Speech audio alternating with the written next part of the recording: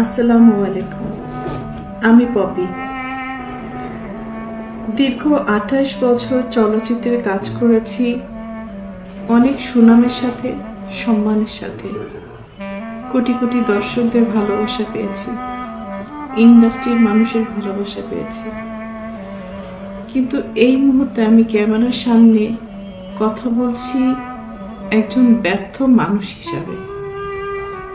ব্যর্থ মানুষ বলছি এই কারণে, সবার মন জয় করতে পারলেও দীর্ঘ 28 বছর আমি যাদের জন্য কাজ করেছি, যাদেরকে এই হাতে লালন পালন করেছি, তাদের কাছে আমি অযোগ্য একজন মানুষ। তাদের মন মতো চলতে পারিনি, তাদের মনের মতো করে নিয়ন্ত্রিত হতে পারিনি। হয়েছি, একসময় হয়েছি, কিন্তু এখন হতে পারি না। তারপরে বলেছি আমি একজন ব্যর্থ মানুষ।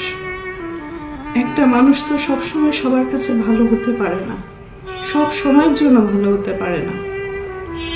আমি যখন ইনকাম করেছি,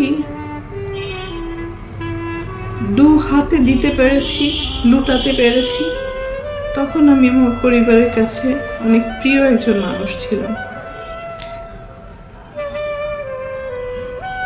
এখন দিতে পারি না, হয়তো তাদের প্রয়োজন অনুযায়ী, যার কারণে আমি এখন তাদের কাছে গলার কাটা, শত্রু এবং অপছন্দের একজন মানুষ। দীর্ঘ 2 দিন যাবৎ আমি আসলে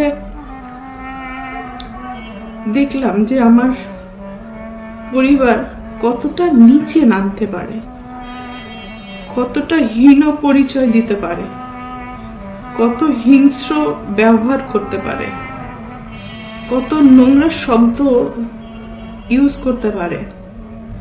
সাথে আমার মিডিয়া, তারাও আমার একসময় চলার পথের সঙ্গী হিসাবে কাজ করেছে। মিডিয়ার কাছ থেকে সবসময় আমি সহযোগিতা পেয়েছি, ভালোবাসা পেয়েছি, সাপোর্ট পেয়েছি। কিন্তু আমার পরিবারের কয়েকটা মানুষের মিথ্যা কিছু কথাবার্তা, মিথ্যা অভিনয়, মিথ্যা নাটক, মিথ্যা অভিযোগ বলার সাথে সাথে যে মানুষগুলো আমাকে সব থেকে বেশি চেনার কথা, জানার কথা, সাপোর্ট করার কথা, সেই মানুষগুলো